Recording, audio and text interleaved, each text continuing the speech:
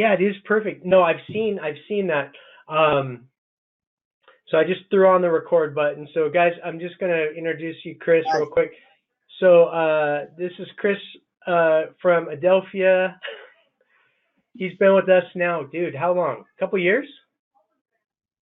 So I think we're coming up on 2 years. Yeah, in June will be 2 years. yeah. So Chris started from scratch, and we were literally right before I hit the record button. We were just talking about the road of that, the challenging road that is. So um, what I'm hoping, guys, is just that Chris can share a little bit about his story. He's done a ton with video, a ton with social media and LinkedIn and stuff, and maybe talking a little bit about that. So we're just having a casual chat. That's kind of how it's going to be. And Chris, I don't know, dude. I'm just going to throw it to you just to kind of maybe talk about kind of your background, how you got into the business, and Yep, then kind of your journey, and then we can maybe pivot into like some of the LinkedIn or video or what you're seeing, what's working. for sure. Yeah, so Tony, I don't even know if I've told you like in detail, like start to finish, really how it all like played out for me. So when I was around, I think it was 18 years old, I was, looking for my first, professional job. Reached out to a buddy of mine. His dad was actually a farmer's agent. He said, call up my dad, remind him of our childhood and see if he'll give you a job. So I basically gave him a call. He gave me an opportunity because I was bilingual. I speak Spanish. So he gave me an opportunity at 18. I started working as a, customer service guy at this farmer's agency. They threw the phone at me. They just said, start calling people. And, at that point, I didn't realize it, but I was pretty much cross-selling people and kind of just got the ball rolling. Worked under the farmer's agent for 4 years, 4 summers, interned under him for 4 summers, and just picked it up pretty quickly. I think I'm a quick learner, so I got a hang of the dashboard and how to navigate. Farmers isn't too hard, the dashboard navigating and whatnot anyway. So um, got rolling on that. The whole time I was there, I was constantly just thinking, you know, what would I be doing if this was my business, or how would I improve this process or whatever. And so yeah, basically all of college, my senior year, the last 6 months, I basically started building out my own strategy for starting up my own agency. I obviously couldn't say that to them yet because I was already kind of 1 foot out the door, but pretty much set myself up to launch my agency first day out of college. Got a hold of you somehow, and we got rolling. So that's when I launched Adelfia Insurance, and so far so good. Now we're almost 2 years in. That's awesome, dude. I remember, one of the things I love about you, dude, is that you're not afraid to just go for it. And I know we share a common interest in Gary Vee, and he's all about the hustle and stuff, and which is great. But I do remember like when we were doing orientation. I don't know if you remember this, but are you in the same office that you started in 2 years ago or no? So Now we got a um, bigger one now. that's awesome. Yeah, because remember like your old spot in kind of the real estate place, like you had that green wall. And if you So remember, like I'm like, hey dude, I got Power Director on my phone. This is like the perfect green screen.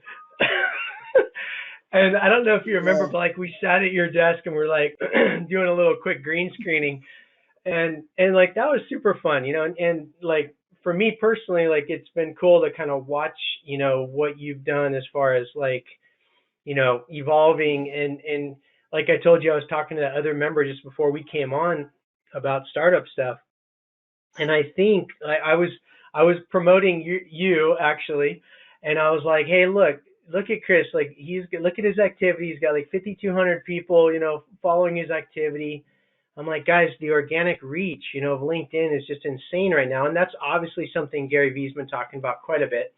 Um, and I even used a stupid example of like this little like video that I had posted on my feed just after our January business meeting saying, hey, thanks to our members and our carriers for coming.